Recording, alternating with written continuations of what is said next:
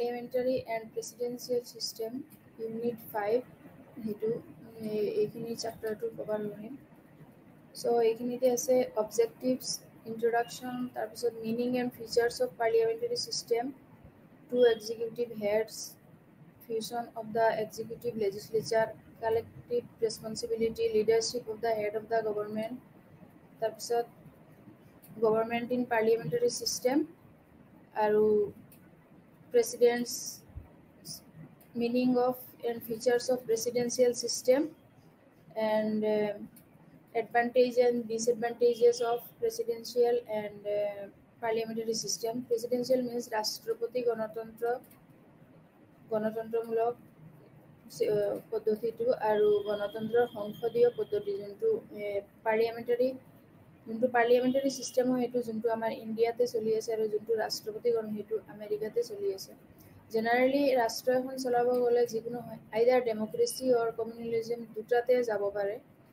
তো ডেমক্ৰেচিৰ মাজত আকৌ গ'লে দুটা ডিভিজন আহি যায়, এটা হ'ল পাৰ্লিয়ামেণ্টাৰী আৰু এটা হ'ল ৰাষ্ট্ৰপতি। পাৰ্লিয়ামেণ্টাৰী মিনছ হ'ল গণতন্ত্ৰ সংসদীয় আৰু ৰাষ্ট্ৰপতি গণতন্ত্ৰ, এই দুটা ভাগত ভাগ কৰিব পাৰোঁ। তাৰপিছত ডেমক্ৰেচি আকৌ ডাইৰেক্টো কেতিয়াবা হৈ যাব পাৰে। ৰিপ্ৰেজেণ্টেটিভত গ'লে জেনেৰেলি প্ৰেচিডেঞ্চিয়েল অৰ পাৰ্লিয়ামেণ্টাৰী এইটোত হ'ব, অৰ ডাইৰেক্ট জেনেৰেলি ডাইৰেক্টত কমেই হয় কিন্তু।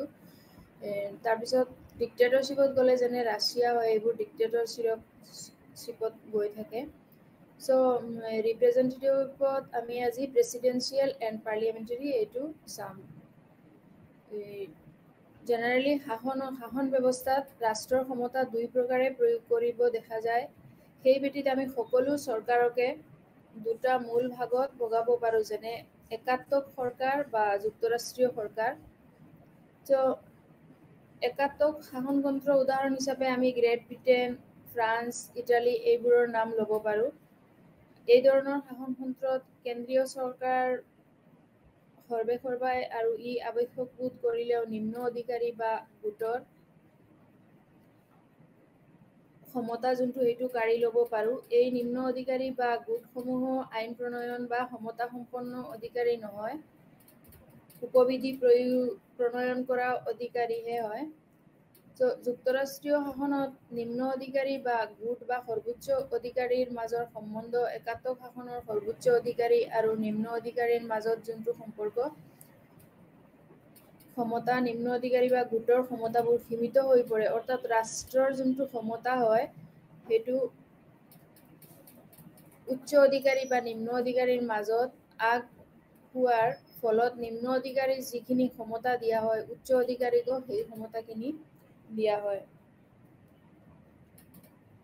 চ' আমি এতিয়া পাৰ্লিয়ামেণ্টাৰীৰ ছিষ্টেম যোনটো এইটো জেনেৰেলি পাৰ্লিয়ামেণ্টাৰী ছিষ্টেম, এই শাসনতন্ত্ৰৰ মাজত পাৰ্লিয়ামেণ্টাৰী ছিষ্টেম সংসদীয় প্ৰণালীটো কোনটো হ'ব পাৰে। সংসদীয় প্ৰণালীয়ে চৰকাৰৰ সেই প্ৰকাৰকে বুজায় য'ত চৰকাৰ কাৰ্যবাহী আৰু আইনী শাখাবোৰ সংযোজিত হয় আৰু ইয়াৰ প্ৰতি দায়বদ্ধ আমাৰ যোনটো আমি গোটেইখিনি আইনী শাখাবোৰ সিহঁতৰ পৰা আমি পাওঁ আৰু যিবিলাক ইয়াৰ দ্বাৰা কেতিয়াবা বৰখাস্তও হ'ব পাৰে। জেনেৰেলি পাৰ্লিয়ামেণ্টাৰী ছিষ্টেমৰ কিছুমান মুখ্য বৈশিষ্ট্য হৈছে এইবোৰ হ'ল দুটা কাৰ্যবাহী বৈশিষ্ট্য থাকিব তাতে, যেনে টু এক্সিকিউটিভছ তাতে মেইনলি হ'ব। পাৰ্লিয়ামেণ্টাৰী ছিষ্টেমত আমি জেনেৰেলি প্ৰেচিডেণ্ট আৰু প্ৰেচিডেণ্টৰ যদিও পাৰ্লিয়ামেণ্টাৰী ছিষ্টেম প্ৰেচিডেণ্ট যদিও হেড অফ দ্য ষ্টেট হয় তথাপিও হেড অফ দ্য গভৰ্ণমেণ্ট হ'ব প্ৰাইম মিনিষ্টাৰ গৈ, মানে প্ৰধানমন্ত্ৰীকে মেইনলি দিয়া হয়। তেওঁৰহে পাৱাৰ নামমাত্ৰ, তেওঁৰহে প্ৰধানমন্ত্ৰীৰে পাৱাৰ বেছিকৈ হ'ব আৰু প্ৰেচিডেণ্টৰ পাৱাৰটোহে নামমাত্ৰ হ'ব। চ' তাতে এক্সিকিউটিভ যোনটো হ'ব, এক্সিকিউটিভৰ মাজত প্ৰাইম মিনিষ্টাৰৰ যোনটো পাৱাৰ হ'ব সেইটো মেইনলি হ'ব। প্ৰাইম মিনিষ্টাৰে গোটেইখিনি ডিচিশ্যন ল'ব লগা হ'ব, জাষ্ট তেওঁক ছাপোৰ্টটো দিবৰ কাৰণে প্ৰেচিডেণ্টে। আৰু ছেকেণ্ডলি কাৰ্যবাহী আৰু আইনসভাৰ সংমিশ্ৰণ, যোনটো এক্সিকিউটিভ আৰু লেজিছলেচাৰৰ যোনটো মিক্সচাৰ হ'ব সেইটো ৰিলেটেড হৈ আছে ইয়াতে পাৰ্লিয়ামেণ্টাৰী ছিষ্টেমত। এক্সিকিউটিভ এণ্ড এই legislator যোনটো they are not depend both are interrelated দুটা মানে এটা আৰু এটাৰ লগত ৰিলেটেড এটা আৰু এটা হেৰিবলে ডিপেন্ডেন্ট হৈ আছে এটা একাউন্টেবল হয় এইটো মানে মেইনলি যোনটো ৰেসপন্সিবল যোনটো সিস্টেমটো হয় এই সিস্টেমটো মেইনলি ৰেসপন্সিবল হৈ আছে এক্সিকিউটিভ মানে লেজিসলেচাৰৰ ওপৰতে ৰেসপন্সিবল হৈ আছে নট ইৰেসপন্সিবল মানে ৰেসপন্সিবল তেওঁৰ নিজৰ এটা দায়বদ্ধতা আহি যায় সো এক্সিকিউটিভ আৰু লেজিসলেচাৰৰ মাজত কমপ্লিটলি যেনেকা প্ৰেসিডেন্সিয়েল সিস্টেমত আমি পিছত গৈ পাম সিহঁতে বেলেগ হয় তেনেকা নহয় তাৰপিছত হ'ল থাৰ্ডলি হ'ল সামূহিক দায়বদ্ধতা কালেক্টিভ মানে লিডাৰ্স কালেক্টিভ অফ ৰেসপন্সিবিলিটি এইটো হয় সো নিজৰ মাজত এটা দায়বদ্ধতা আহি যায় এইটো যোনটো এক্সিকিউটিভ আৰু লেজিসলেচাৰৰ মাজত তেওঁলোকে যদিও প্ৰধানমন্ত্ৰীয়ে গোটেইখিনি কৰিব লগা হয় তেওঁৰ কেবিনেটখিনিও তেওঁ প্ৰিপেয়াৰ কৰিব লগা হ'ব তেওঁ নিজেহে ল'ব লগা হ'ব গোটেইখিনি তেওঁৰ নিজৰ মেনুফেকচাৰ হ'ব মেনুফেকচাৰ নহয় চৰি এইটো তেওঁৰ মানে যোনটো তেওঁ কেবিনেটটো বনাব সেইটো তেওঁ নিজে তৈৰি কৰিব লাগিব বস্তুটো তো প্ৰাইম মিনিষ্টাৰে নিজে ডিসিশন লৈ পেলাই কিন্তু তাতে যোনটো এটা মিনিষ্ট্ৰি যেতিয়া গঠন হয় তেতিয়া প্ৰধানমন্ত্ৰীয়ে যোনটো হেৰিক দিয়া হ'ব প্ৰাইম মিনিষ্টাৰে প্ৰধানমন্ত্ৰীয়ে তেওঁৰ লোকসভাত সাপোজ 545 জন মেম্বাৰ হোৱাৰ পিছতো তাৰ পৰা যোনখিনি বেছি হ'ব বেছি মিন্স বেছি হোৱা মিন্স হ'ল 50% +1 সো মেজৰিটি হ'ব যোনটো মেজৰিটি যোনটো পাব সেইটোহে লৈ তেওঁৰ কেবিনেটটো গঠন কৰিব আৰু এই কেবিনেটটো গঠন কৰাৰ সময়তো প্ৰায় প্ৰেচিডেণ্টৰো ছাপোৰ্টটো থাকি যাব তো সো প্ৰধানমন্ত্ৰীয়ে গোটেইখিনি যদিও কৰিব লগা মেনেজ তেওঁৰ কেবিনেটটো বনাব লগা হয় তেওঁৰ কমপ্লিট নেতৃত্বটো তেওঁৰে থাকিব বাট তাৰপিছত প্ৰেচিডেণ্টেহে প্ৰাইম মিনিষ্টাৰকো লোকসভাৰ সন্মতিত প্ৰেচিডেণ্টেহে এই প্ৰাইম মিনিষ্টাৰটো লৈ তেওঁৰ কেবিনেটটো গঠন কৰাৰ প্ৰচেছটো চলাই দিব তাৰপিছত চৰকাৰৰ মুৰব্বীৰ নেতৃত্ব যোনটো হয় চৰকাৰ গভৰ্ণমেণ্টৰ এক্সিকিউটিভৰ যোনবিলাক লিডাৰশ্বিপ হয় তাৰপিছত তেওঁলোকৰ এই স্থিৰ যিবিলাক চৰ্তাৱলী যিবিলাক ফিক্সড নিয়ম বা প্ৰিন্সিপলছ এইবোৰ চব প্ৰাইম মিনিষ্টাৰৰ মতেই প্ৰধানমন্ত্ৰীৰ মতেই হৈ থাকিব এইখিনি সো এজন হ'ব টু এক্সিকিউটিভৰ মাজত মেইনলি ফাৰ্ষ্ট আমি পাইছিলোঁ ফাৰ্ষ্ট পইণ্টটো পাইছিলোঁ টু এক্সিকিউটিভৰ মাজত এজন হ'ল ৰাষ্ট্ৰপ্ৰধান হ'ব আৰু এজন হ'ব চৰকাৰৰ মুৰব্বী ৰাষ্ট্ৰপতি হ'ব তেওঁ হ'ব ৰাষ্ট্ৰপ্ৰধান আৰু প্ৰাইম মিনিষ্টাৰ হ'ব তেওঁ চৰকাৰৰ government head of the government তেওঁ হ'ব head of the government so ৰাজ্যখনৰ মুৰব্বী সাংকেতিক বা ফিগাৰ হেড প্ৰতিনিধি মানে হেৰি হ'ব এই প্ৰধানমন্ত্ৰীকে দিয়া হ'ব যিকোনো ডিচিশ্যন পাৰ্লিয়ামেণ্টাৰী চিষ্টেমত প্ৰধানমন্ত্ৰীয়ে গোটেইখিনি পাৱাৰ থাকি যায় সো আমি যদি চাবলগীয়া যাওঁ তেতিয়া আমি ছেকেণ্ডত গৈ পাম যে কিন্তু তুলনামূলকভাৱে আমি যদি কম্পেয়াৰ কৰিব লাগি যাওঁ তেতিয়া আমি প্ৰেচিডেন্সিয়েল চিষ্টেমত পাম যে তাতে প্ৰেচিডেণ্টে গোটেইখিনি ল'ব লগা হয় ডিচিশ্যন কিন্তু পাৰ্লিয়ামেণ্টাৰী মই কম্পাৰেটিভলি কৈ আছোঁ আৰু এতিয়া এইটো কাৰণে যে পাৰ্লিয়ামেণ্টাৰী চিষ্টেমত কিন্তু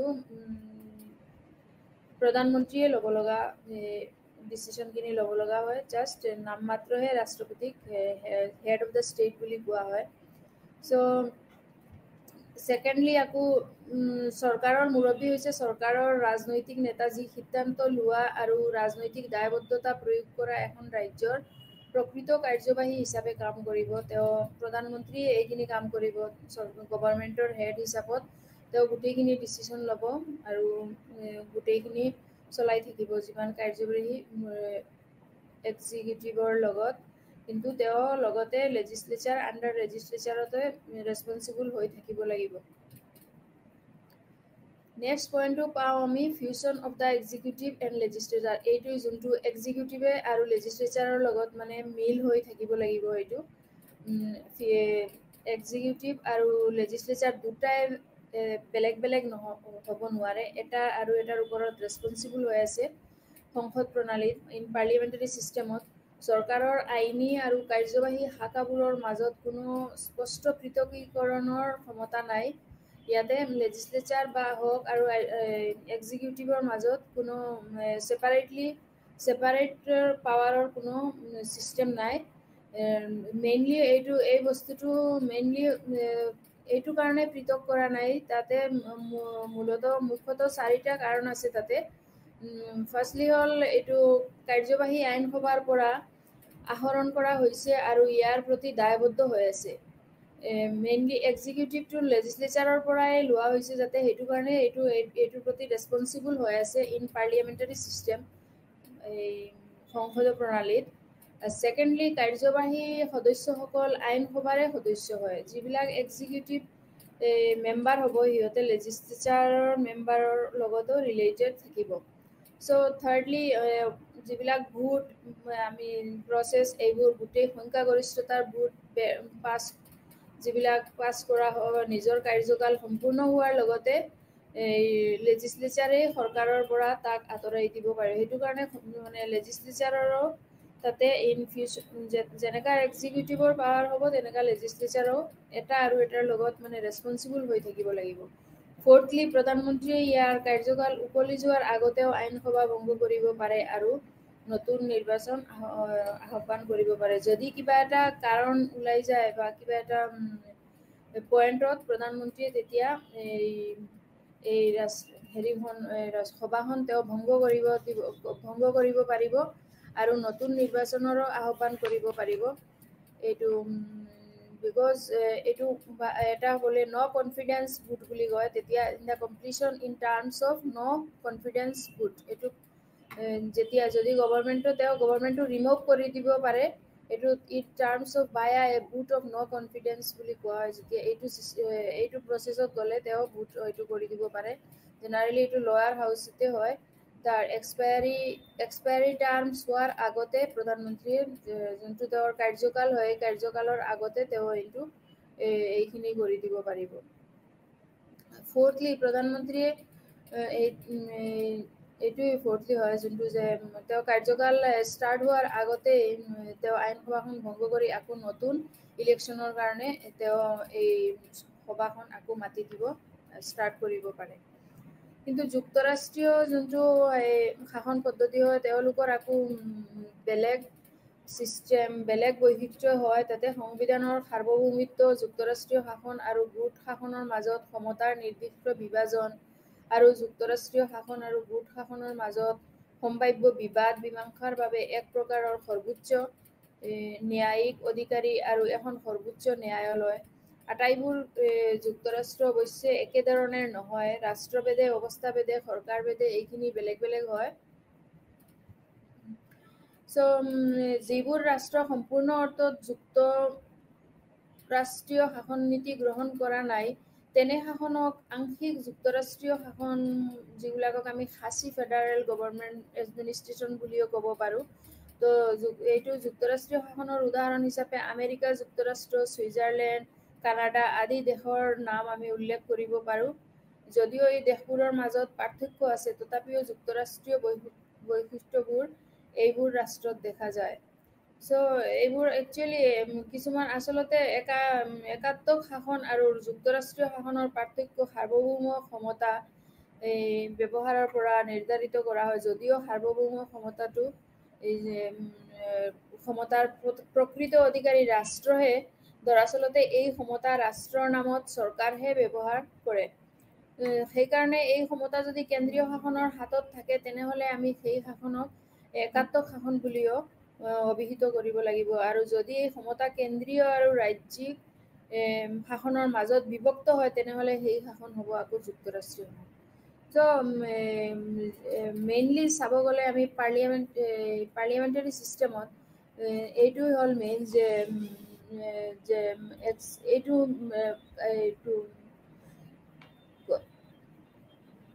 ৰেছপন্সিবল হৈ থাকে এইটো বস্তু এক্সিকিউটিভটো মানে মেইনলি ৰেছপন্সিবল হৈ আছে লেজিছলেচাৰবোৰ আৰু পাৰ্লিয়ামেণ্টাৰী সংসদত আৰু এটা মেইনলি ইম্পৰ্টেণ্ট বস্তু হ'ল তাতে মেজৰিটি গভৰ্ণমেণ্ট হ'ব যোনটো যাৰ মানে মেজৰিটি হ'ব সিহে গভৰ্ণমেণ্টটো চৰকাৰ বনাব পাৰিব মেজৰিটি মিনছ 50% প্লাছ 1 হ'ব যোনটো 52 প্লাছ 1 হ'ব লাগিব তেতিয়াহে তেওঁ মানে নিজে এইটো গভৰ্ণমেণ্ট গঠন কৰিব পাৰিব পাৱাৰ্ছটো এক্সিকিউটিভ এণ্ড লেজিছলেচাৰে দুটাৰে থাকিব লাগিব পাৰ্লিয়ামেণ্টত আকৌ কেবিনেট মেইনটেনেঞ্চটো প্ৰাইম মিনিষ্টাৰে কেবিনেট মেইনটেনেঞ্চখিনিও কৰিব লাগিব এইখিনি আকৌ দুটা ফালৰ পৰা গঠন হ'ব এটা হ'ব লোকসভা আৰু এটা হ'ব ৰাজ্যসভা যোনটো আমি আগৰ চেপ্টাৰ লোকসভা আৰু ৰাজ্যসভাত অলৰেডি বুজাই দিছিলোঁ কোনটো লোকসভা আৰু ৰাজ্যসভা বিষয়ে চ' এইখিনি আছিলে fusion of the executive and legislature মানে এইটো পৰ্চনত দেন কালেক্টিভ ৰেছপন্সিবিলিটিত আহি যাব এইটো কালেক্টিভ ৰেছপন্সিবিলিটিটো এই নীতি আকৌ কি বুজাব পাৰ্লিয়ামেণ্টাৰী যোনটো সংসদ পাৰ্লিয়ামেণ্টাৰী চিষ্টেমত প্ৰিন্সিপল অফ এইটো হ'ল অট'মেটিক পাৰ্লিয়ামেণ্টাৰী কালেক্টিভ ৰেছপন্সিবিলিটি তাৰ প্ৰিন্সিপলটো হ'ল এইটো এটা another important feature in parliamentary বহুত ইম্পৰ্টেণ্ট ফিচাৰ হয় এইটো এই প্ৰিন্সিপলটোৱে বুজাব জেনেৰেলি যে council of minister support complete গভৰ্ণমেণ্টক ছাপোৰ্ট কৰিব কাউন্সিল অফ মিনিষ্টাৰ আৰু ডিচিশ্যনটো এইটোৱে পাব্লিকলি ল'ব এজ ৱেল এজ লেজিছলেচাৰৰ মৰ্জিতে ল'ব লাগিব পাব্লিকলি ল'ব লাগিব চ' ইট মিনছ দেট কি council of ministers are equally responsible for everything মানে কাউন্সিল অফ মিনিষ্টাৰ্ছো তাৰ গভৰ্ণমেণ্টৰ কাৰণে ইমানেই তেওঁ ৰেছপন্সিবল হৈ থাকিব যিমানে তেওঁ এটা কালেক্টিভ পলিচি ডিচিশ্যন ল'বৰ কাৰণে যিমান মানে তেওঁৰ ৰেছপন্সিবল হ'ব লাগে ইমানে ৰেছপন্সিবল হ'ব লাগিব চ' এই নীতিয়ে বুজায় যে মন্ত্ৰী পৰিষদে বুজায় যে সামগ্ৰিকভাৱে মন্ত্ৰী পৰিষদে সকলো চৰকাৰ ৰাজহুৱাভাৱে আৰু আইনসভাৰ সমৰ্থন কৰিব লাগিব কেবিনেট লোৱা সিদ্ধান্তক সামূহিক সিদ্ধান্ত হিচাপে গণ্য কৰা হয় যাক সকলো সদস্যই সমৰ্থন কৰিব লাগিব আইনসভাত আনুষ্ঠানিকভাৱে কি আইনী প্ৰস্তাৱ উত্থাপন কৰিব লাগিব সেই বিষয়ে এই সিদ্ধান্ত উপনীত হোৱাৰ সামূহিক দায়বদ্ধতা নীতিয়ে অৰিহণা যোগায় চ' আইনসভাৰ যোনটো লেজিছলেচাৰ যোনখিনি তেওঁৰ আইনীভাৱে আইন বনাব উপস্থাপন কৰিব সেইখিনি এটা সিদ্ধান্তত উপনীত হোৱাৰ গোটেইখিনিয়ে লোকসভাৰ গোটেইখিনি তেওঁৰ এইখিনি ছাপোৰ্ট থাকিব লাগিব আদাৰৱাইজ এইটো এটা মানে তেওঁৰ যদি নহয় তেনেহ'লে তেওঁৰ ৰেছপন্সিবিলিটিৰ পৰা এইটো এটা আঁতৰাই যাব পাৰিব চ' আমি জেনেৰেলি প্ৰেচিডেঞ্চিয়েল যোনটো প্ৰেচিডেঞ্চিয়েল ছিষ্টেম হয় তাতে কিন্তু এইটো ছিষ্টেমটো নাই প্ৰেচিডেঞ্চিয়েল ছিষ্টেমত ৰাষ্ট্ৰপতিয়ে গোটেইখিনি কৰিব লগা হয় তেওঁলোকৰ তাতে লেজিছলেচাৰ এক্সিকিউটিভৰ পৰা লেজিছলেচাৰ কমপ্লিটলি ডিফাৰেণ্ট হয় যোনটো আমাৰ এই পাৰ্লিয়ামেণ্টাৰী ছিষ্টেমত নাই চ' আৰু পাৰ্লিয়ামেণ্টাৰী ছিষ্টেমত মেজৰিটি হয় মেজৰিটিৰ হয়তো গভৰ্ণমেণ্টটো হ'ব যোনটো প্ৰেচিডেঞ্চিয়েল গভৰ্ণমেণ্টত যোনটো তেওঁ অকলে ডিৰেক্টলি ইলেক্টেড হয় by the people or the representative প্ৰেচিডেণ্টক ডাইৰেক্টলি ইলেক্টেড কৰা হয় আৰু তেওঁলোকে কেবিনেটটো গাইড কৰে প্ৰেচিডেঞ্চিয়েল গভৰ্ণমেণ্টে এইটো কেবিনেটক গাইড কৰে তাৰপিছত আমি পাৰ্লিয়ামেণ্টাৰী ছিষ্টেমত চাওঁ আকৌ leadership of the head of the government এইটো এটা পইণ্ট আছিলে আমাৰ এই ফাৰ্ষ্টতে so' leadership of the head of the এইটো ইয়াতে প্ৰধানমন্ত্ৰী কি কৰে তেওঁ মন্ত্ৰী পৰিষদ আইনসভা আৰু সংখ্যাগৰিষ্ঠ দলৰ নেতা হিচাপে প্ৰধানমন্ত্ৰীয়ে ৰাজনৈতিক খণ্ডৰ আটাইতকৈ শক্তিশালী ব্যৱস্থা হিচাপে বিস্তৃত ক্ষমতা প্ৰয়োগ কৰে পুৰা মন্ত্ৰীসভাৰ মাজত যিমানে এতিয়ালৈকে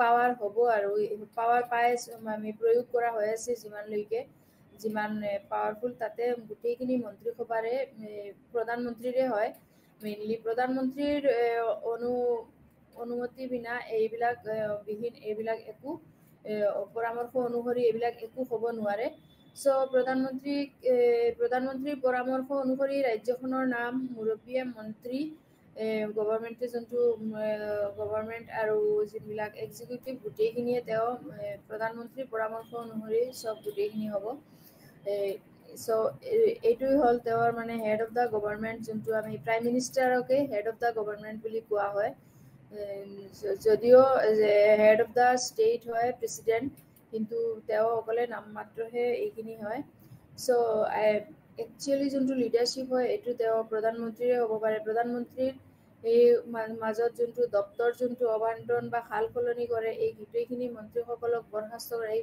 গোটেইখিনি তেওঁহে কৰিব পাৰে আইনসভাৰ অধিৱেশন গঠন কৰি লেজিছলেচাৰ আৰু জুডিচিয়াৰৰ এই যিবিলাক নিয়ম প্ৰচিজিয়ৰ যিবিলাক আছে গোটেইখিনি তেওঁ প্ৰধানমন্ত্ৰীৰ অবিহনে এইখিনি সম্ভৱপৰ নহয় প্ৰধানমন্ত্ৰীৰে হ'ল মেইন মুখ্য পাৱাৰ তেওঁহে চৰকাৰ বনাব ইচ্ছা কৰিলে তেওঁ গোটেইখিনি তেওঁহে কৰিব পাৰে মেইনলি যদি আমি ইণ্ডিয়াত আমাৰ যোনটো জেনেৰেল নলেজ আমি আজিৰ যোনটো দেশৰ আমি ব্যৱস্থা এটলিষ্ট এই কিতাপৰ পৰা নেপালেও যদি চবে আমি এইখিনি চাওঁ প্ৰেক্টিকেলি চাওঁ আমি দেশৰ যোনটো আজি আমাৰ ইণ্ডিয়াত যোনটো পৰিস্থিতি বা যি অৱস্থা হৈছে গোটেইখিনি আমি চালেও গম পাব পাৰোঁ যে প্ৰধানমন্ত্ৰীৰ কিমান পাৱাৰ আছে বা কি আছে প্ৰেক্টিকেলি যদি আমি চাবলৈ যাওঁ যদি আমি কিতাপৰ ফালে যদি কোনেও একো চাব নালাগে একো কৰিব নালাগে তথাপিও আমি যোনটো প্ৰেক্টিকেলি যদি আমি চাব যাওঁ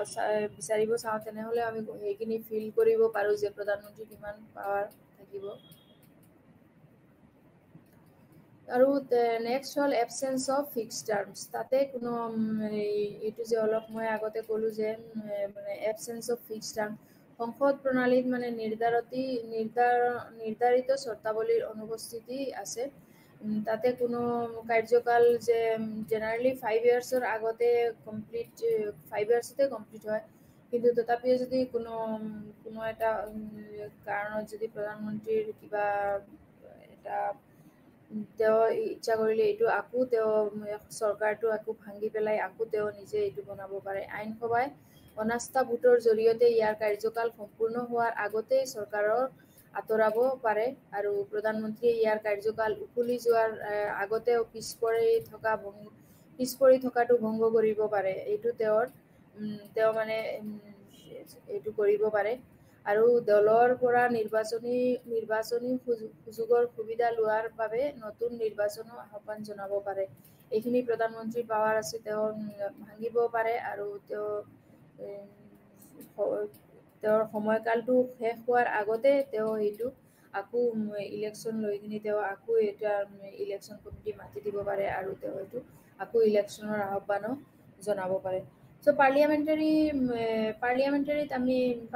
ছিষ্টেমত যথেষ্ট সুবিধা আছে সেইটো কাৰণে কিন্তু যিমানে সুবিধা আছে আমি যেতিয়া প্ৰেচিডেঞ্চিয়েল এইখিনি চাব যাম তেতিয়া আমি গম পাম তাতে কিছুমান অসুবিধাও আছে কম্পাৰেটিভলি চাব গ'লে দুটাতে কিছুমান বস্তু অসুবিধাৰো আছে সুবিধাৰো আছে চ' বেছিভাগ সংসদীয় ৰাজ্যত প্ৰতি 4 বা 5 বছৰৰ আইনসভাৰ নিৰ্বাচন হয় মেক্সিমাম যোনবোৰ পাৰ্লিয়ামেণ্টাৰী ছিষ্টেম এইবিলাকত মেক্সিমাম 4 বছৰ বা 5 বছৰ এনেকাই থাকে এজ এন এক্সাম্পল যেনে ইণ্ডিয়াত 5 বছৰ থাকে আকৌ জাৰ্মানীত আকৌ 4 বছৰৰ হয় চ' এইখিনি ফৰ্ম মানে গভৰ্ণমেণ্টটো সিহঁতে এইটো সময়কালৰ কাৰণে বনাব পাৰে যদি এটা ৰাজনৈতিক দলে নিজে বেছিভাগ আইনী আসন জিকে তেন্তে চৰকাৰ গঠন পোনপটীয়া হ'ব আকৌ চ' প্ৰধানমন্ত্ৰীয়ে তেতিয়া তেওঁৰ মন্ত্ৰী পৰিষদ বা কেবিনেট গঠন কৰে আৰু তেওঁৰ মন্ত্ৰীসকলক ইয়াৰ দপ্তৰ আবণ্টন কৰে আৰু যাক ৰাজ্যৰ মুৰব্বীয়ে তেওঁৰ পৰামৰ্শ অনুসৰি নিযুক্তি দি আছে সেইটোও প্ৰধানমন্ত্ৰীয়ে কৰিব পাৰে তেওঁৰ মন্ত্ৰী পৰিষদ বা কেবিনেট গঠনক লৈ এইখিনিও তেওঁৰ পাৱাৰ আছে পাৰ্লিয়ামেণ্টাৰী চিষ্টেমত। তাত দুটা বিকল্প আছে এই পাৰ্লিয়ামেণ্টাৰী ছিষ্টেমত। এটা হ'ল ফাৰ্ষ্ট অফ অল ৰাজ্যখনৰ মুৰব্বীয়ে বেছিভাগ আইনী আসন থকা দলৰ নেতাক মিত্ৰজোঁটৰ চৰকাৰ গঠনৰ বাবে পৰামৰ্শ দিব পাৰে। এইটো ৰাজ্যখনৰ যোন মুৰব্বী তেওঁ বেছিভাগ কি কৰিব পাৰে, আইনী আসন থকা দলৰ নেতাক মিত্ৰ মানে কোৱালিশ্যন গভৰ্ণমেণ্টে সেইটো তেওঁ কৰিবৰ কাৰণে বনাব দিবৰ কাৰণে দিব পাৰে। ছেকেণ্ডলি, ৰাজ্যখনৰ মুৰব্বীয়ে সংখ্যালঘু চৰকাৰ গঠনৰ বাবে বেছিভাগ আইনী শাসন থকা দলটোক নেতাকো পৰামৰ্শ দিব পাৰে, যেনে নৰৱে আৰু কানাডাত দিছিলে, কানাডাত হৈ থাকে তেনেকুৱা। সাধাৰণতে মিত্ৰজোঁটৰ চৰকাৰ আৰু একক দলৰ সংখ্যালঘু চৰকাৰ গঠনবোৰ অনাস্থাৰ ভোট হিচাপে কম সময়ৰ বাবে হয়। মেইনলি এইটো কম সময়ৰ বাবে হ'ব পাৰে, ইমান লং টাৰ্ম গভৰ্ণমেণ্ট নহয় এনেকুৱা হ'লে তেতিয়া। চ' তাৰপিছত আমি পাৰ্লিয়ামেণ্টাৰীৰ এতিয়া এইটো ছিষ্টেম আকৌ প্ৰেচিডেঞ্চিয়েল ছিষ্টেমত তেনেকুৱা নাই একো। যিকোনো দেশত চৰকাৰ এটাই বহুত আৰু বিভিন্ন প্ৰকাৰেৰে কাম কৰিব পাৰে। এই কামবোৰ নিয়মীয়াকৈ বা দক্ষতাৰে সম্পাদন কৰাৰ ওপৰতে চৰকাৰ তথা শাসনৰ কৃতকাৰ্যতা নিৰ্ভৰ কৰে। আনহাতে জনসাধাৰণে পাব পৰা উপকাৰৰ পৰিমাণো নিৰ্ভৰ কৰে আৰু ইয়াৰ ওপৰতে। এই আটাইবোৰ কাম মুষ্টিমেয় যিসকল লোক ৰাজ্যিক ক্ষমতাৰ পদত অধিষ্ঠিত অকল তেওঁলোকে সম্পাদন কৰিব নোৱাৰে। এইটোক আকৌ কি বুলি কয়, আমলাতন্ত্ৰ বুলি কয়। এনেকুৱা চৰকাৰক আমি আমলাতন্ত্ৰ বুলি চৰকাৰ। এইটো কামৰ কাৰণে অন্যান্য বহুতো লোক নিয়োগ কৰা হয়। আনহাতে গণতান্ত্ৰিক শাসন ব্যৱস্থাবোৰ কাৰ্যপালিকা স্থায়ী নহয়। এওঁলোকৰ কাৰ্যকাল এইটো মই আমলাতন্ত্ৰ যোনটো চৰকাৰ সেইটোৰ কথা কৈ আছো। এওঁলোকৰ আকৌ কি গণতান্ত্ৰিক শাসন ব্যৱস্থাৰ কাৰ্যপালিকা স্থায়ী নহয়। এওঁলোকৰ কাৰ্যকাল একোটা সময়ৰ মূৰে মূৰে জনসমৰ্থনৰ দ্বাৰা বঢ়াই ল'ব লাগে আৰু সেই কাৰণে জনসমৰ্থনৰ ওপৰত নিৰ্ভৰশীল।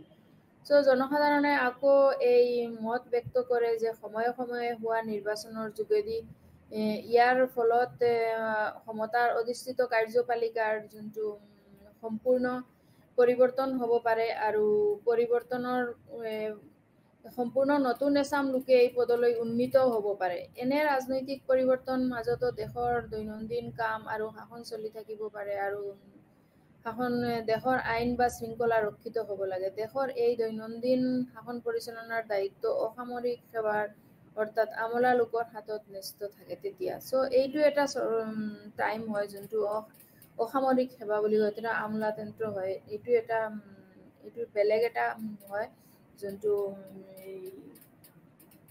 প্ৰেচিডেঞ্চিয়েলত তেনেকুৱা নহয়। চ' আমি এতিয়া এডভান্টেজেছ অফ পাৰ্লিয়ামেণ্টাৰী ছিষ্টেমত এডভান্টেজখিনি চাওঁ, সুবিধাবোৰ কি কি। সংসদীয় প্ৰণালীৰ সুবিধাবোৰ এনেই পাৰ্লিয়ামেণ্টাৰী ছিষ্টেমত কিছুমান সুবিধা আছে, যেনেকুৱা হ'ল কাৰ্যবাহী আৰু পিছপৰাৰ মাজত উন্নত সমন্বয়। যোনটো পিছপৰা যোনটো এইটোৰ মাজত এটা যিবিলাক এক্সিকিউটিভ হয় সিহঁতে এইটো পিছপৰাৰ লগত মানে এটা ছাপোৰ্ট দিয়ে, যোনটো যে এইখিনি সমাজৰ কিছুমান শ্ৰেণী নিম্ন স্তৰৰ হৈ আছে সিহঁতৰ উঠাবৰ কাৰণে সিহঁতে এটা ছাপোৰ্ট দিব পাৰে।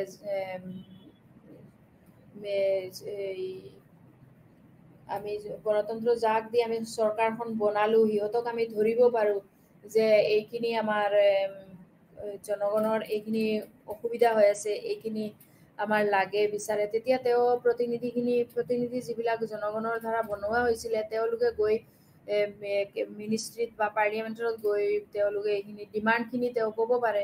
চ' এইটো এটা মানে ভাল কমিউনিকেশ্যন হয় এইটো পাৰ্লিয়ামেণ্টাৰী ছিষ্টেমত। আৰু আধিপত্যবাদ ৰোধ কৰে, যোনটো মানে জেনাৰেশ্যন ৱাইজ যোনটো হ'ব। ছাপ'জ এই এজনে গোটেইখিনি পাৱাৰ পাব, এইটো তেওঁ কৰিব নোৱাৰে। কিয় নেক্সট এইটো চৰকাৰৰ যদি এইটো এনেকুৱা কাম কৰিলে পিছত নেক্সট চৰকাৰৰ ছেম চৰকাৰ নাও থাকিব পাৰে, যদি ভালকে কাম পাব্লিকত যদি ভালকে গোটেই সুবিধাবোৰ নিদিয়ে তেনেহ'লে মানে যে নহয় এইটো চৰকাৰে থাকিব লাগিব তেনেকুৱা নহয়। আৰু এটা দায়িত্বশীল চৰকাৰ ৰেছপনচিবল গভৰ্ণমেণ্ট হয়। সো পাৰ্লিয়ামেণ্টাৰী ছিষ্টেম আমি দায়িত্বশীল চৰকাৰ বুলি ক'ব পাৰোঁ, তেওঁ মানে এটা ৰেছপনচিবল চৰকাৰ বুলি ক'ব পাৰোঁ। এইখিনি তেওঁৰ গোটেইখিনি পাৱাৰ হয় আছে। চ' বিভিন্ন গোটক প্ৰতিনিধিত্ব কৰিব পাৰে, বিভিন্ন গোটক তেওঁ প্ৰতিনিধি এই পাৰ্লিয়ামেণ্টাৰী ছিষ্টেম যোনটো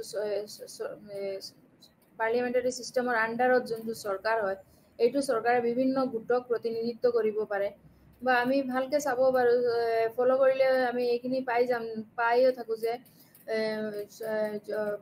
পাব্লিকৰ ভালে গোটেইখিনি এটা প্ৰগ্ৰেছ হৈ থাকে, কি এই কোনটো ষ্টেটত হওক বা কোনটো সমাজত হওক বা কোনটো ৰুলছত কিছুমান প্ৰব্লেম হৈ আছে, এইখিনি এটা মানে পাব পৰাকৈ এটা সাহস থাকে যে আমি এইখিনি আশা এটা কৰিব পাৰোঁ যে এইখিনি আমাৰ প্ৰতিনিধি যোন হৈছে তেওঁ এইটো আমাৰ প্ৰাইম মিনিষ্টাৰলৈকে এই খবৰটো যাব এটলিষ্ট, যে কোনখিনি বস্তু আমাৰ লাগে, কোনখিনি নালাগে, বা দেশৰ প্ৰব্লেম কি বা চলিউশ্যন কেনেকুৱা কৰিব লাগে।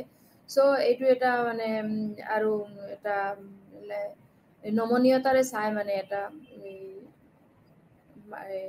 মৰমৰ চকুৰে মানে এইখিনি বস্তু কনচিডাৰ কৰে যে নহয় এইখিনি বস্তু আমি কনচিডাৰ কৰিব পাৰোঁ বা জনগণৰ কাৰণে এইখিনি আমি দিব পাৰোঁ। চ' এইখিনি বস্তু পাৰ্লিয়ামেণ্টাৰী ছিষ্টেমত এডভান্টেজ হয়। আকৌ কিছুমান বস্তু আছে যাতে পাৰ্লিয়ামেণ্টাৰী ছিষ্টেমত অসুবিধাও আছে, যিবোৰ যেনে কিছুমান অসুবিধা আছে পাৰ্লিয়ামেণ্টাৰী ছিষ্টেমত, যেনেকুৱা সংসদীয় প্ৰণালীবোৰত অসুবিধা এইটোৱে হ'ল যে ক্ষমতাৰ কোনো পৃথকীকৰণ নাই। মানে ইয়াতে এক্সিকিউটিভৰ যোনটো পাৱাৰ হ'ব, সেইটো লেজিছলেচাৰৰ বেলেগকৈ কিবা পাৱাৰ নাই। এক্সিকিউটিভ আৰু লেজিছলেচাৰ দুটাই মানে ৰিলেটেড হৈ আছে, যোনটো তেওঁ মানে এক্সিকিউটিভে ক'লেহে পাছ কৰাৰ পিছতহে এইটো লেজিছলেচাৰত যাব। চ' চাবলৈ গ'লে এনেকুৱা লাগে যে মানে লেজিছলেচাৰটো অযোগ্য হৈ আছে, আইনসভাখন অযোগ্য হৈ আছে এনেকুৱা লাগে। চ' তাৰপিছত কোনো এটা অস্থিৰতা আছে, তাৰ মাজত কোনো স্থিৰতা নাই। তাৰপিছত কেতিয়া কোনখন সভা ভংগ হ'ব, কি হ'ব, এইটোৰ কোনো স্থিৰতা নাই, যে মিনিষ্ট্ৰী ভাঙে কিবা, এইবোৰ বস্তুক লৈ সিহঁতৰ মানে পাৰ্লিয়ামেণ্টাৰী ছিষ্টেমতে এইবোৰ মেক্সিমাম হৈ থাকে বস্তুবোৰ। চ' ছাডেনলি যে এটা ডিচিশ্যন ল'ব লাগে, এইটো পাৰ্লিয়ামেণ্টাৰী ছিষ্টেমত ল'ব নোৱাৰে। চ' ডিচিশ্যন লোৱাত দেখা যায় যে সিদ্ধান্ত লোৱাত ব্যৰ্থতা, তৎক্ষণাত মানে এট দ্য মোমেণ্ট যোনটো ডিচিশ্যন ল'ব লাগে এইটো লোৱাত ব্যৰ্থতা পাৰ্লিয়ামেণ্টাৰী ছিষ্টেমত, ফেইলাৰ। চ' দলীয় ৰাজনীতি, আকৌ ইয়াতে খুব দলীয় যেন পলিটিকেলি কেতিয়াবা যোনটো এটা পাৰ্টি আহি সোমাই পৰে সদায়, মানে যোনটো পাৰ্টিৰ পাৱাৰ হৈ যায়। চ' যোনটো জিকিব এইটোৰে পাৰ্টিৰ পাৱাৰ হ'ব, এনেকুৱা যেন এটা ফিল হয় যে ইয়াতে মানে পাৰ্টি ছিষ্টেম চলি আছে। যোনটো পাৰ্টি যাব তাৰ অপজিট পাৰ্টিবোৰে মানে চাফাৰ কৰিব লাগিব। চ' যোনটো পাৰ্টি জিকিব তাৰ অপজিট পাৰ্টি চাফাৰ কৰিব লাগিব, আৰু যোনটো পাৰ্টি জিকিব সেইটো মানে বহুত পাৱাৰ পাই যাব। এইবোৰ ছিষ্টেম পাৰ্লিয়ামেণ্টাৰী ছিষ্টেমত এইটো এটা মানে পাৱাৰ যে চাপ'জ এতিয়া যেনেকা বিজেপি জিকিছে, নাই বিজেপি চব পাৱাৰ হৈ গ'ল, চব এনেকা। চ' তেনেকা এটা ছিষ্টেমৰ এই পাৰ্লিয়ামেণ্টাৰী ছিষ্টেমত মানে আহি যায়, যোনটো যিবোৰ নাই কংগ্ৰেছ গৈছিলে, কংগ্ৰেছৰ চব পাৱাৰ আছিল, এনেকা ছিষ্টেম কিবা মানে এটা দলীয় এটা পলিটিকেল পাৱাৰ, মানে যোনটো জিকিব তাৰ পলিটিকেল পাৱাৰখিনি আহি যায়। চ' পাৰ্লিয়ামেণ্টাৰী ছিষ্টেমত কিছুমান অসুবিধাও আছে এইবোৰ। তো জেনাৰেলি প্ৰেচিডেঞ্চিয়েল ছিষ্টেম আৰু পাৰ্লিয়ামেণ্টাৰী ছিষ্টেম দুটাতে সুবিধাও আছে অসুবিধাও আছে। জেনাৰেলি কেবিনেট প্ৰেচিডেঞ্চিয়েল ছিষ্টেমত যোনটো আমেৰিকাত presidential system, mainly America, Brazil, Russia, এইবোৰ ৰাছিয়াতো মেইনলি ডিক্টেটৰশ্বিপেই হৈ আছে পুৰা, শ্ৰীলংকা এইবোৰত হ'ল এই মেইনলি প্ৰেচিডেঞ্চিয়েল ছিষ্টেম চলি আছে। আৰু parliamentary system mainly India, Britain, Canada এইবোৰত আছে। কানাডাটো আমেৰিকাতকৈ ওপৰত আছে, কিন্তু তথাপিও হ'লেও তাতে পাৰ্লিয়ামেণ্টাৰী ছিষ্টেমে চলি আছে। চ' এইবোৰ চালে মানে গম পোৱা যায় যে ৰিপ্ৰেজেণ্টটো মেইনলি যেনেকা পাৰ্লিয়ামেণ্টাৰী ছিষ্টেমত যেনেকা এক্সিকিউটিভ আৰু লেজিছলেচাৰৰ ৰেছপনচিবল কৰে, তেনেকা প্ৰেচিডেঞ্চিয়েল ছিষ্টেমত এক্সিকিউটিভৰ পাৱাৰ বেলেগ, আকৌ লেজিসলেচাৰৰ পাৱাৰটো সেপাৰেট পাৱাৰ হয় সিহঁতৰ। সো ইয়াতে সেম তেনেকা প্ৰেসিডেন্সিয়েল সিস্টেমতো আকৌ নিজৰ মানে ৰিপ্ৰেজেন্টেটিভ যোন হয় এই আপাৰ হাউস, তাতেও আপাৰ হাউস আছে বুলি তাকে ৰিপ্ৰেজেন্টেটিভ বুলি কোৱা হয়। আকৌ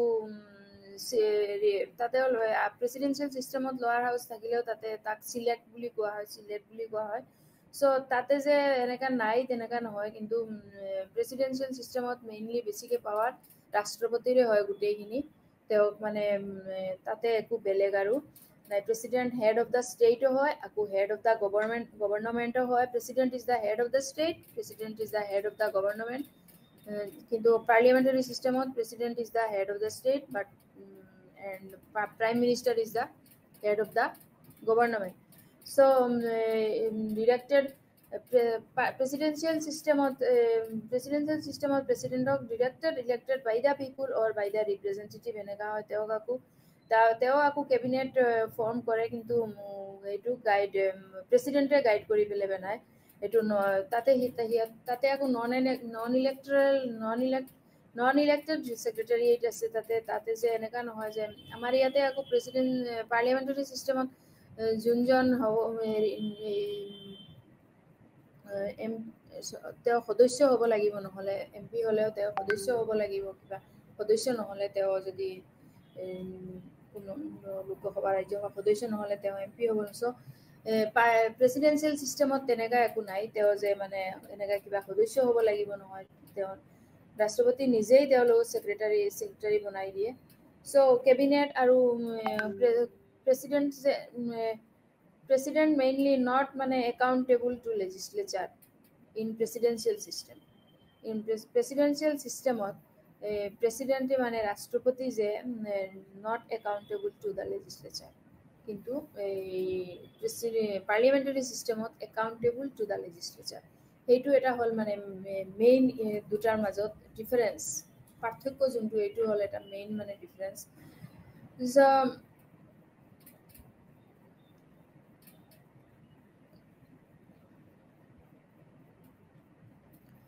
প্ৰেসিডেন্সিয়েল সিস্টেমৰ যিখন প্ৰেসিডেন্সিয়েল সিস্টেম যিখন চৰকাৰৰ কাৰ্যবাহী আৰু আইনত শাখা পৃথক আৰু দুয়োৰে মাজত পাৰস্পৰিক স্বাধীনতা আছে। যোনটো চৰকাৰক মানে এইটো যে মই কোৱাখিনি এইখিনি মেইন হ'ব। আকৌ ঘূৰাই যে তাতে এক্সিকিউটিভৰ যোনটো পাৱাৰ হ'ব আৰু লেজিসলেচাৰত তেওঁলোকৰ পাৱাৰটো বেলেগ বেলেগ হয়। দুয়ো পৃথকে নিৰ্বাচিত হয়, আকৌ তেওঁলোকৰ স্বতন্ত্ৰ ক্ষমতাও আছে। নিজৰ পৃথকে তেওঁলোকে বেলেগকে সেপাৰেট হ'ব, আৰু তেওঁৰ ক্ষমতা যোনটো পাৱাৰ যোনটো আছে এইটোৰ মানে সেপাৰেট হয়। তেওঁলোকৰ যেনেকা এক্সিকিউটিভৰ বেলেগ পাৱাৰ হ'ব আৰু প্ৰেসিডেন্টৰ বেলেগ পাৱাৰ হ'ব। প্ৰেসিডেন্ট মানে প্ৰেসিডেন্সিয়েল সিস্টেমত কিছুমান মেইনলি কিছুমান বৈশিষ্ট্যবোৰ ক্যাৰেক্টাৰিস্টিক্স আছে। যেনেকা মেইনলি আমি 4টা মান ল'ব পাৰো। যেনেকা ফার্স্টত তেওঁ হ'ব single head, he is the head of the state, head of the government, everything. Secondly হল তেওঁলোকৰ ক্ষমতাটো হল পৃথকীকৰণ, যোনটো তেওঁলোকৰ ক্ষমতা সব বেলেগ বেলেগ হয়। আৰু ৰাষ্ট্ৰপতি থাৰ্ডলি হ'ব ৰাষ্ট্ৰপতি আৰু কেবিনেট সদস্য। ৰাষ্ট্ৰপতিয়ে তেওঁৰ কেবিনেট সদস্য তেওঁ নিজে কৰিব, আৰু আইন প্ৰণয়ন কৰ্তৃপক্ষ সেইটো তেওঁলোকৰ নিজে আইন প্ৰণয়নখিনিও তেওঁ নিজে কৰ্তৃপক্ষ কৰিব। সো কাৰ্যালয়ৰ ইন প্ৰেসিডেন্সিয়েল সিস্টেম তেওঁলোকৰ কাৰ্যালয়ৰ নিৰ্ধাৰিত মেয়াদ থাকে। ইন প্ৰেসিডেন্সিয়েল সিস্টেম তেওঁলোকৰ কাৰ্যকাল যোনটো হয় সেইটো 4 বছৰ। আৰু তাতে আকৌ প্ৰেসিডেন্সিয়েল সিহঁতে তাতে যেনেকা আমেৰিকাত 4 বছৰ হোৱাৰ পিছতো যিমানে ভাল ৰাষ্ট্ৰপতি হওক তেওঁ অনলি 2 টাইমছ তেওঁ ঘূৰাই ৰাষ্ট্ৰপতি হ'ব পাৰিব, থাৰ্ড টাইম কেতিয়াও নোৱাৰিব। ওসামা বিন লাদেন যিমানে ভাল তেওঁ ৰাষ্ট্ৰপতি আছিলে, কিন্তু তেওঁ কিয় থাৰ্ড টাইম হোৱা নাই? বিকজ তাতে এইটো চিষ্টেমেৰ প্ৰেচিডেন্ট এইটো সিহঁতৰ কাৰ্যকালত এইটো নাই যে ঘূৰাই আকৌ এজন ৰাষ্ট্ৰপতি 3 নম্বৰ বাৰ ৰাষ্ট্ৰপতি হ'ব পাৰিব। এইটো কোনো চিষ্টেমে নাই। এজন ৰাষ্ট্ৰপতি ফাৰ্ষ্ট টাইম এবাৰ ৰাষ্ট্ৰপতি হ'ব পাৰিব 4 ইয়াৰ্ছ, দেন আকৌ তেওঁ ৰাষ্ট্ৰপতি হ'লে সেকেন্ড টাইম হ'ব পাৰিব, কিন্তু থাৰ্ড টাইম তেওঁ কেতিয়াও আকৌ ঘূৰাই ৰাষ্ট্ৰপতি হ'ব নোৱাৰিব। সো তেওঁলোকৰ এইটো যোনটো নিৰ্ধাৰিত এইটো কাৰ্যকাল হয় এইটো নিৰ্ধাৰিতই মেয়াদ তেওঁৰ 4 ইয়াৰ্ছ হ'ব পাৰিব। ৰাষ্ট্ৰপতি প্ৰেচিডেন্সিয়েল চিষ্টেমত ৰাষ্ট্ৰপতি হ'ব অল ইন অল। সো আমেৰিকাৰ তেওঁলোকৰ এইটো প্ৰেচিডেন্সিয়েল চিষ্টেমত সিহঁতৰ ৰাষ্ট্ৰপতিকে গোটেইখিনি পাৱাৰ থাকে, তেওঁ গোটেইখিনি কৰিব লগা হয় তেওঁৰ। আমেৰিকা যুক্তৰাষ্ট্ৰৰ সংবিধানক ৰাষ্ট্ৰৰ সৰ্বসম্পন্ন বিধি বুলিও সংবিধানে ঘোষণা কৰা হৈছিলে, যদিও গুৰিৰ সংবিধান কেইটামানৰ সূত্ৰই আৰ্টিকলছ ইয়াৰ ভেটি ৰচনা কৰিছে।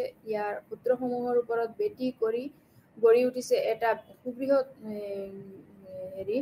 সো এখন সংবিধানে যিমানে বিস্তৃত নহওক কিয় ভৱিষ্যতে আৱশ্যক হোৱা আটাইবোৰ নিয়ম তাত থাকিব নোৱাৰে, আৰু সময়ৰ পৰিৱৰ্তনৰ লগে লগে নতুন আৱশ্যকতা অনুসৰি ইয়াৰ পৰিৱৰ্তন হ'ব পাৰে।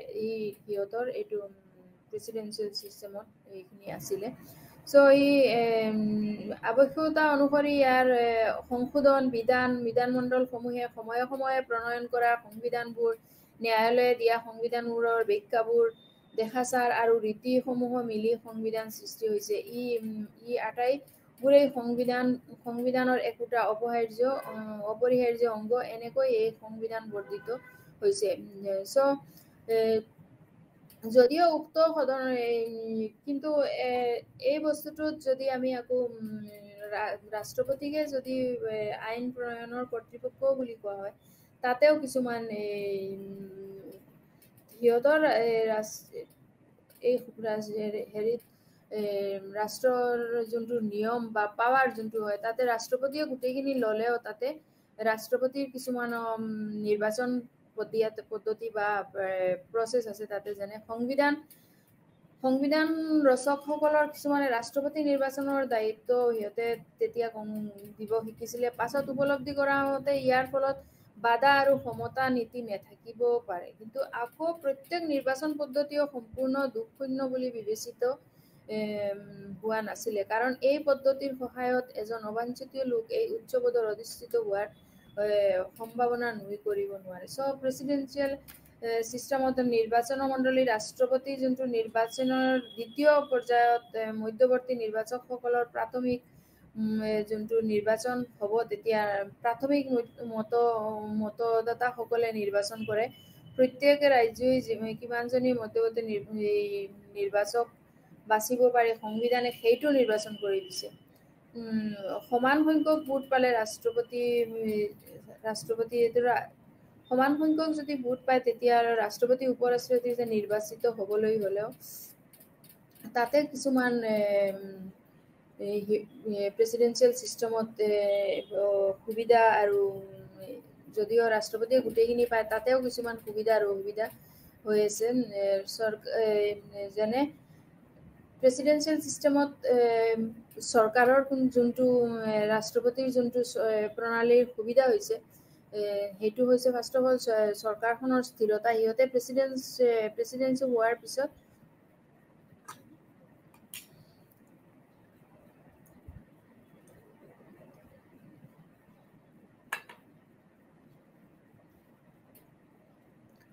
তেওঁৰ যোনটো চিনেট বা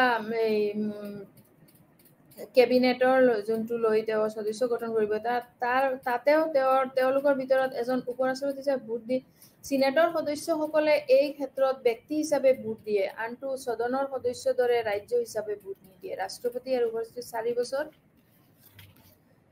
কালৰ বাবে নিৰ্বাচিত কৰা হয়। তেওঁলোকৰ এই কালত মহাবিচাৰৰ যোনটো ইম্পিচমেণ্ট বা সেইটো আঁতৰাব বাহিৰে আন যদি কোনোবা এটা মানে ভুল পায়, কিবা এটা কেছ হয়, কিবা এটা ফলছ ওলায়, তেতিয়াহে মানে তেওঁক এইটোৰ পৰা ওলাব পাৰে। সেইটোক ইম্পিচমেণ্ট বুলি কয়। এইটো নোহোৱালৈকে আৰু ওলাব নোৱাৰে, বেলেগ কোনো পইণ্টত তেওঁক ওলাব নোৱাৰে। যদি ৰাষ্ট্ৰপতিক তেওঁৰ পদৰ পৰা মহাবিচাৰৰ দ্বাৰা আঁতৰাব হোৱা হয়, যদি তেওঁ স্বেচ্ছাই পদত্যাগ কৰে বা মৃত্যুৰ কাৰণে বা শাৰীৰিক অক্ষমতা হেতুকে সেই পদ খালী হয়, তেতিয়াহে উপৰাষ্ট্ৰপতিয়ে স্বাভাৱিক সেই পদলৈ উন্নীত হ'ব। কিন্তু সিহঁতৰ এই চিষ্টেমবোৰ যোনটো হয় ছাডেন ডেথ বা কিবা হ'লে তেওঁ ছাডেনলি এই উপৰাষ্ট্ৰপতিক সেইটো পাৱাৰ দিয়া হ'ব। চ' ৰাষ্ট্ৰপতিয়ে জেনেৰেলি ৱাশ্বিংটনত যোনটো এই ৰাষ্ট্ৰীয় প্ৰশাসনত আছিলে আমেৰিকাৰ যোনটো প্ৰশাসনে আমেৰিকাৰ যোনটো ৰাষ্ট্ৰপতিয়ে ৱাশ্বিংটনৰ নগৰতে হোৱাইট হাউচতে বাস কৰে, সেইটো তাতে বাস কৰিছিলে। চ' ৰাষ্ট্ৰপতিৰ কাম আৰু ক্ষমতা এইখিনি সংবিধানে ৰাষ্ট্ৰীয় আমেৰিকাৰ যোনটো সংবিধান হয়, সেইটো সংবিধানত ৰাষ্ট্ৰীয় শাসনৰ সকলো ক্ষমতা ৰাষ্ট্ৰপতিৰ হাততে অৰ্পণ কৰিছে। চ' সেইটো ফালৰ পৰা ৰাষ্ট্ৰীয় প্ৰশাসনে তেনে মুৰব্বী বা প্ৰধান তেওঁহে ৰাষ্ট্ৰপতিৰ প্ৰধান হয়। এই সন্দৰ্ভত সংবিধানে তেওঁক কিছুমান উন্মুক্তি দান কৰিছে। কোনো সাধাৰণ ন্যায়ালয়ে তেওঁৰ বিৰুদ্ধে গোচৰ তৰিব নোৱাৰে বা উপস্থিত হ'বলৈও সাক্ষী দিবলৈ আহ্বান কৰিব নোৱাৰে। চ' এইবোৰ ৰাষ্ট্ৰপতিৰ সময়ত ৰাষ্ট্ৰপতিয়ে তেওঁৰ বৈধানিক যোনটো কৰ্তব্য পালন ক্ষেত্ৰত বা যে তেওঁ কোনো বিভাগ বা প্ৰাধিকাৰীৰ ওপৰতে দায়ী নহয়, সেই কথা সৰ্বোচ্চ ন্যায়ালয়ে স্বীকাৰ কৰিছে। চ' কোনো আদালতে তেওঁক সেই আদালতত উপস্থিত হ'বলৈ আদেশ জাৰি কৰিব নোৱাৰে। চ' এজন আমেৰিকাৰ যুক্তৰাষ্ট্ৰৰ উচ্চ সদনে চিনেট মানে যোনটো হয়, যোনটো এই আপাৰ হাউচত থকাবিলাকক চিনেট বুলি কয় তাতে প্ৰেচিডেঞ্চিয়েল চিষ্টেমত। চ' তেওঁলোকে মহাবিচাৰ ন্যায়ালয় হিচাপে সেই আদালতেহে তেওঁ তাতে উপস্থিত হ'বলৈ বাধা আয়োগ কৰিব পাৰিব। চ' যিমানে প্ৰেচিডেঞ্চিয়েল চিষ্টেমতো গোটেইখিনি সিহঁতৰ সুবিধা মতে হ'লেও তাতেও কিছুমান সুবিধা আৰু অসুবিধা আছে, যোনটো এডভান্টেজেছ ইন প্ৰেচিডেণ্ট, যাক আমি এতিয়া যদি বিচাৰিব যাওঁ what are the advantages of presidential system, মানে প্ৰেচিডেঞ্চিয়েল চিষ্টেমৰ সুবিধাবোৰ কি কি হৈছে। তাতে চৰকাৰৰ নাম্বাৰ 1 হ'ল চৰকাৰৰ স্থিৰতা।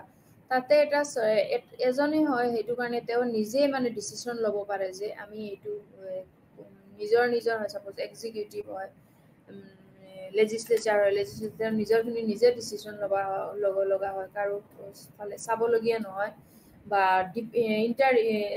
এটাৰ ওপৰত আৰু এটা নিজৰ এটা মানে স্থিৰতা হয়। সেইটো কাৰণে নীতিৰো ধাৰাবাহিকতা, নীতিৰ যোনটো সিহঁতৰ ধাৰাবাহিকতা, নিজৰ যোনটো নীতি আছে সেইটো তেওঁ নিজে ফ'ল' কৰিব লাগিব। যোনটো চাপ'জ এক্সিকিউটিভে যোনটো নীতি তেওঁ ফ'ল' কৰিব, সেইটো তেওঁৰ নীতি ফ'ল' কৰিব লাগিব। লেজিছলেচাৰৰ যোনখিনি আছে তেওঁৰ সীমাৰ ভিতৰত, সেইখিনি তেওঁ মানি চলিব, মানে চবে নিজৰখিনি সেইখিনি মানি চলিলে তাতে মানে যথেষ্ট এটা স্থিৰতা আহি যায়। এটা তেনেকা মানে ইমান অসুবিধাৰ এটা সৃষ্টি নহয়। চ' গণতন্ত্ৰটো সিহঁতৰতো এইটো যে যথেষ্টখিনি পাব্লিকে যোনখিনি পাব লাগে সেইখিনি প্ৰেচিডেঞ্চিয়েল চিষ্টেমতো ভালকে পাই আছে। যোনটো সুবিধাবিলাক সিহঁতৰ যোনটো পাব লগা আছে সুবিধা, সেইখিনিও সেইটো গণতন্ত্ৰটোৰ ফালেও পাই আছে আকৌ। আৰু নেক্সটটো হ'ল পৰীক্ষা আৰু সেইটো হ'ল যোনটো মানে এটা এভাৰেজ হৈ আছে বস্তুবিলাক, যে সিহঁতে যোনটো গভাৰ্মেণ্টৰ ফালৰ পৰা হওক বা এক্সিকিউটিভ বা লেজিছলেচাৰ পৰা হওক, গোটেই মানে সমানে গৈ এটা লেভেল দি গৈ আছে বস্তুবোৰ। ফ'ৰ্থলি হ'ল ৰাষ্ট্ৰপতিৰ স্বাধীনতা। ৰাষ্ট্ৰপতিৰ মানে পুৰা এইখিনিত সিহঁতৰ স্বাধীনতা আছে যে ৰাষ্ট্ৰপতিয়ে এইখিনি তেওঁৰ ইচ্ছা মতে মানে গোটেইখিনি কৰিব পাৰে। তেওঁ একো ডিচিশ্যন ল'বলৈ গ'লে যেনেকা আমাৰ পাৰ্লিয়ামেণ্টাৰী চিষ্টেমত ৰাষ্ট্ৰপতি কোনো ডিচিশ্যন ল'ব লগা হ'লে প্ৰধানমন্ত্ৰীৰ ওপৰতে চাব লাগিব। চ' তেনেকা মানে তাতে প্ৰেচিডেঞ্চিয়েল চিষ্টেমত একো নাই যে মানে ৰাষ্ট্ৰপতিয়ে কিবা ডিচিশ্যন ঠিক কৰিব লাগিলে যে আমি বেলেগৰ ফালে চাব লাগিব, তেওঁ নিজেই এইখিনি ডিচিশ্যন ল'ব লাগিব। ই ভাল নীতি নিৰ্ধাৰণৰ উদগনি দিয়ে। এইটো এটা নীতি নিৰ্ধাৰণৰ উদগনি দিয়ে, যোনটো তেওঁৰ নীতিবোৰ আছে। তেওঁ এইটো এটা টাইমতহে তেওঁৰ নীতিখিনি শেষ হ'ব। যোনটো লেজিছলেচাৰৰ নীতি যোনটো আছে, লেজিছলেচাৰৰ নীতি নিয়ম মানিব লাগিব। এক্সিকিউটিভৰ নীতি যোনটো এক্সিকিউটিভৰ এইখিনিয়ে ফ'ল' কৰিব লাগিব। চ' এই যে আইনৰ আৰু মুৰব্বীসকলৰ যোনটো পাৰ্ট ইয়াতে মানে ছেপাৰেট হৈ আছে, আৰু চ' তেওঁৰ নীতিখিনিও বেলেগ হৈ আছে। নেক্সট হ'ল ৰাষ্ট্ৰপতিৰ কাৰ্যকালৰ নিৰ্ধাৰিত কাল। ইয়াতে ৰাষ্ট্ৰপতিৰ কাৰ্যকালৰ নিৰ্ধাৰিত কাল হ'ল 4 বছৰ, কিন্তু তেওঁ এবাৰহে ৰাষ্ট্ৰপতি হোৱাৰ পিছত আকৌ এবাৰ তেওঁ ৰাষ্ট্ৰপতি হ'ব পাৰিব, 2বাৰমান হ'ব পাৰিব, কিন্তু থাৰ্ড টাইম তেওঁ হ'ব নোৱাৰিব। যিমানে ভাল ৰাষ্ট্ৰপতি হওক যি হওক তেওঁ অনলি 2 টাইমছ তেওঁ ৰিপিট কৰি পেলাই ৰাষ্ট্ৰপতি হ'ব পাৰিব।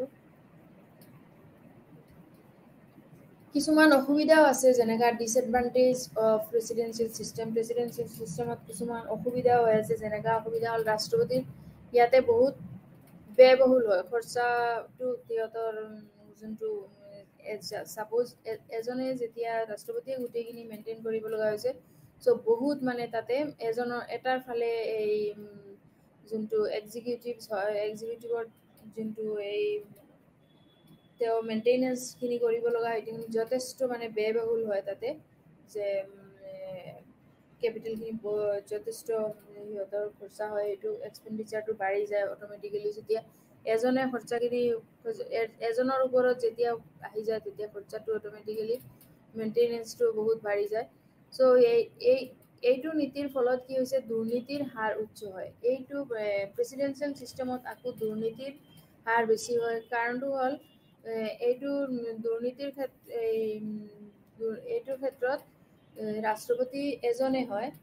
যদি তেওঁ ভাল হয় তেনেহ'লে ভাল, তেওঁৰ মেইনলি মতটোৱে চলিব। যদি ৰাষ্ট্ৰপতি ভাল বুলি ভালকে চলাব পাৰে তেতিয়াতো তেওঁ ভালকে চলাব পাৰে, যদি নোৱাৰে তেতিয়া বেলেগবিলাকৰ পাৱাৰটো অট'মেটিক বাঢ়ি যাব। বাঢ়ি যোৱাতে তেওঁ কি কৰিব, তেওঁ নিজে কণ্ট্ৰল কৰিব নোৱাৰিব, তেতিয়া অট'মেটিক দুৰ্নীতিৰ হাৰখিনি বাঢ়ি যাব।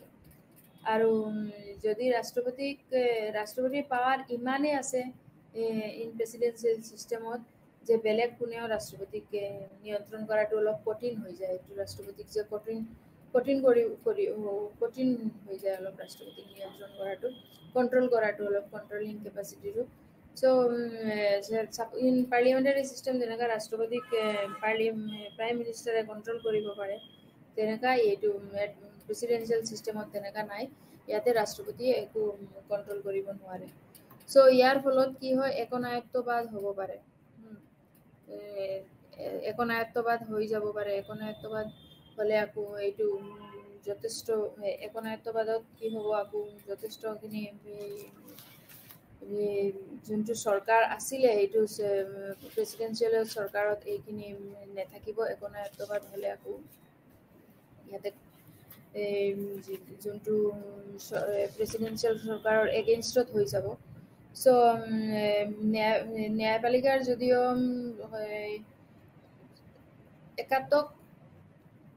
একনায়কত্ববাদত এজনৰহে পাৱাৰ হ'ব, তো লিডাৰশ্বিপটো আহি যাব। লিডাৰশ্বিপত আহি গ'লে তেওঁ কেতিয়াবা যদি বেছিকৈ পাৱাৰ প্ৰয়োগ কৰে, তেতিয়া তেওঁ এইখিনি এপ্লাই কৰিব পাৰিব। এপ্লাই কৰাৰ লগতে কি হ'ব, দেশৰ শাসন ব্যৱস্থা অলপ ষ্ট্ৰিক্ট হৈ যাব। চ' সেইটো কাৰণে এইটো অলপ ৰিক্সি হৈ যায় যদি ইন প্ৰেচিডেন্সিয়েল চিষ্টেমত যে একনায়ত্ববাদ প্ৰেচিডেন্সিয়েল চিষ্টেমত ইয়াতে দুৰ্নীতিৰ হাৰটো বেছি হ'ব পাৰে একনায়ত্ববাদে। তাৰপিছত যথেষ্টভাৱে বৰ্খাস্ত হয়। ইয়াতে যথেষ্টভাৱে প্ৰেচিডেণ্টৰ যদি কিবা নিয়ম নীতি উল্টা পুল্টা হৈ যায়, তেতিয়া প্ৰেচিডেন্সিয়ে এট দ্য মমেণ্ট তেওঁ কি কৰিব পাৰে, ডিচিশ্যন লৈ পেলাই তেওঁ বৰ্খাস্ত কৰি দিব পাৰে। প্লাছ খুব কলিশ্যন নহয়, এটা ফ্ৰিকশ্যন হৈ থাকে যে বেলেগ এক্সিকিউটিভৰ লগত সদায়, মানে বিকজ এজনহে তেওঁ মেইন হয়, ৰাষ্ট্ৰপতিহে মেইন হয়। চ' তো এইখিনি আমি আজি প্ৰেচিডেন্সিয়েল চিষ্টেম আৰু parliamentary system, presidential system, parliamentary, এইখিনি আমি বুজি পালোঁ। লগতে পাৰ্লিয়ামেণ্টাৰী চিষ্টেমৰ যোনটো সুবিধা আছে অসুবিধা আছে সেইখিনি ডিফাৰেঞ্চটিও গম পালোঁ, যে প্ৰেচিডেন্সিয়েলৰ লগত পাৰ্লিয়ামেণ্টাৰীৰ ডিফাৰেঞ্চখিনি ক'ত আছে, আৰু ইহঁতৰ দুটাৰে কিছুমান সুবিধা অসুবিধা আছে, যোনবিধ পইণ্ট ৱাইজ ইয়াতে এক্সপ্লেইন কৰি দিছোঁ। তাতে যেনেকা পাৰ্লিয়ামেণ্টাৰীত যেনেকা কিছুমান সুবিধা আৰু অসুবিধা আছে, ছেইম তেনেকা প্ৰেচিডেন্সিয়েল চিষ্টেমতো কিছুমান সুবিধা আৰু অসুবিধা আছে। প্ৰেচিডেন্সিয়েল চিষ্টেমতো পিপুল, প্ৰেচিডেণ্ট, পাৰ্লিয়ামেণ্ট এইখিনি থাকিব। আকৌ পাৰ্লিয়ামেণ্টাৰী চিষ্টেমত পিপুল, পাৰ্লিয়ামেণ্ট, তাতে প্ৰাইম মিনিষ্টাৰ, কেবিনেট এইবোৰ থাকিব, তেওঁহে চলাব দেশখন। কিন্তু প্ৰেচিডেঞ্চিয়েল ছিষ্টেমতে পিপুলক প্ৰেচিডেণ্ট আৰু পাৰ্লিয়ামেণ্ট এই দুটাই মানে প্ৰেচিডেণ্টে মেইনলি হেণ্ড অভাৰ কৰি দিয়ে ডাইৰেক্টলি, আৰু প্ৰেচিডেণ্ট এই পাৰ্লিয়ামেণ্টাৰী ছিষ্টেমক প্ৰাইম মিনিষ্টাৰ এণ্ড কেবিনেট এইখিনি কভাৰ কৰে। নামমাত্ৰহে ৰাষ্ট্ৰপতি থাকে তাতে। চ' আমি যদি পাৰ্লিয়ামেণ্টাৰী ছিষ্টেমৰ এটা ভাল এক্সাম্পল দিব লগা যাওঁ তেনেহ'লে হ'ব ইণ্ডিয়া। আমাৰ ইণ্ডিয়াখন হ'ল পাৰ্লিয়ামেণ্টাৰী ছিষ্টেম। চ' ইয়াৰ ইলেকশ্যন, ভোটিং প্ৰচেছ এইখিনি গোটেই যদি আমি ষ্টেট এছেম্বলি, চেণ্ট্ৰেল এইবোৰ গোটেই যদি আমি চাবলগীয়া যাওঁ তেতিয়া আমি এটা ভিউ পাই যাওঁ কেনেকুৱা হয় পাৰ্লিয়ামেণ্টাৰী ছিষ্টেম।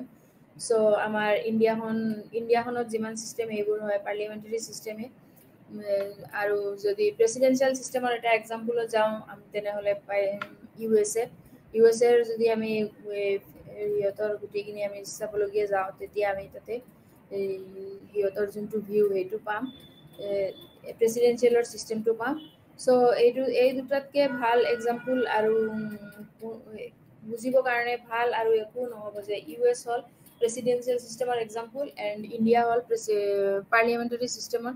তাতে মানে পাৰ্লিয়ামেণ্ট এখন থাকিব, এই পাৰ্লিয়ামেণ্টত আমি যোনবিলাকক, ইণ্ডিয়া হ'ল পাৰ্লিয়ামেণ্টাৰী ছিষ্টেম, তাতে আমি যোনবিলাকে ইলেক্ট কৰিছোঁ, যাক আমি ৰিপ্ৰেজেণ্টেটিভ বনাইছোঁ, তেওঁহে এই পাৰ্লিয়ামেণ্টখনত যাব, গৈ কিনি মানে আমাৰ যোনটো ডিমাণ্ড আছে এইটো তেওঁ পাৰ্লিয়ামেণ্টখনত ধৰিব প্ৰাইম মিনিষ্টাৰ আৰু সদস্যসকলৰ আগত, তেতিয়াহে আমাৰ মানে প্ৰব্লেমটো ছল্ভ হৈ যাব। তেনেকুৱা নহয় যে পাৰ্লিয়ামেণ্টাৰী ছিষ্টেমত আমি ডাইৰেক্টলি আমাৰ প্ৰব্লেমটো লৈ ডাইৰেক্টলি পাৰ্লিয়ামেণ্টত গৈ সোমাম আৰু এইটো সুবিধাটো আমি ক'ব পাৰিম, তেনেকুৱা নহয় পাৰ্লিয়ামেণ্টাৰী ছিষ্টেমত।